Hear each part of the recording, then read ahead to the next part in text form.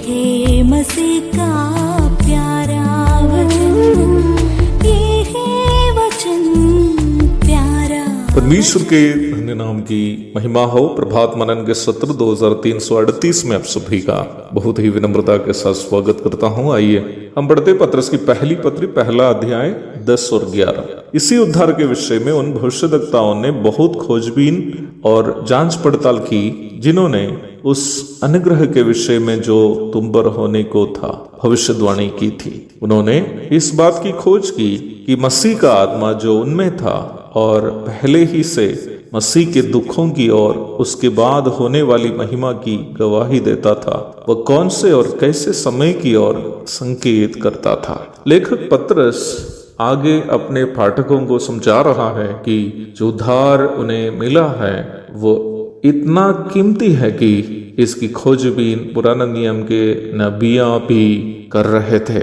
मानव जाति को परमेश्वर के पुत्र प्रभु यीशु मसीह के द्वारा जिस उद्धार को परमेश्वर उपलब्ध कराना चाहता था, उसकी जानकारी परमेश्वर ने भविष्यद्वक्ताओं को पहले ही बता दिया था। इब्रानी अध्याय 1:1। ये तो भी भविष्यद्वक्ताओं ने निम्न बातों की परमेश्वर से सुना और उसे लिखकर सुरक्षित भी किए, परंतु दानियल जैसे बड़े ज्ञानी लोग भी उन बातें जो वे लोगों ने लिखी थी पूर्ण रूप में नहीं समझते थे।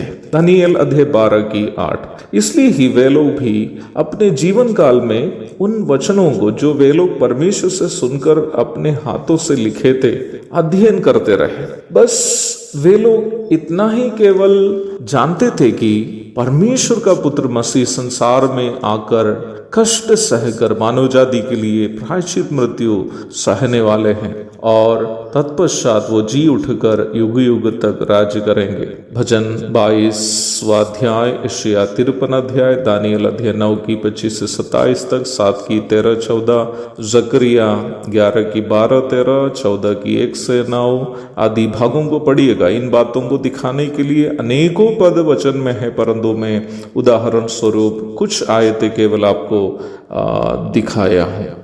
उन बातों पर वे लोग विश्वास करते थे जो वे लोग मसीह के बारे में भविष्यवाणी स्वरूप लिखे थे।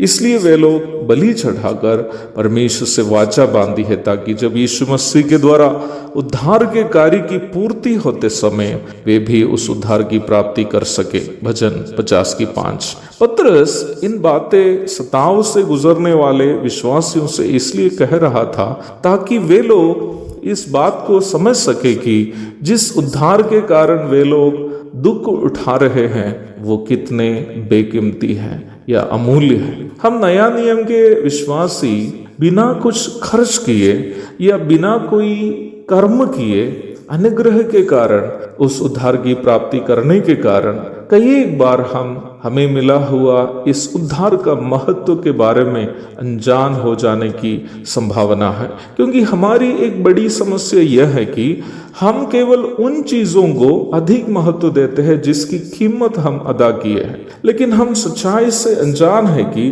संसार में जितने भी मनुष्य के लिए अनिवार्य तथा अधिक कीमत की चीजें जो है उससे परमेश्वर ने हमें मुफ्त में ही दिया है।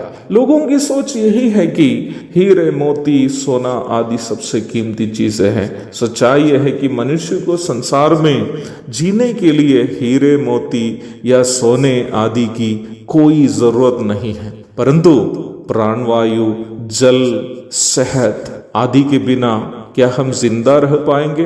कभी नहीं। परमेश्वर ने उन चीजों को हमें मुफ्त में इसलिए उपलब्ध कराया क्योंकि हम उन चीजों के बिना जी नहीं सकते हैं। क्या आपको पता चला कि परमेश्वर ने हमें उद्धार को क्यों मुफ्त में दिया? क्योंकि उद्धार पाए बिना हम हमेशा के लिए नष्ट हो जाएंगे। क्या अभी आपको समझ में आया कि ये उद्धार जो हमें परमेश्वर ने सौजन्य में दिया कितने बेकीमती है?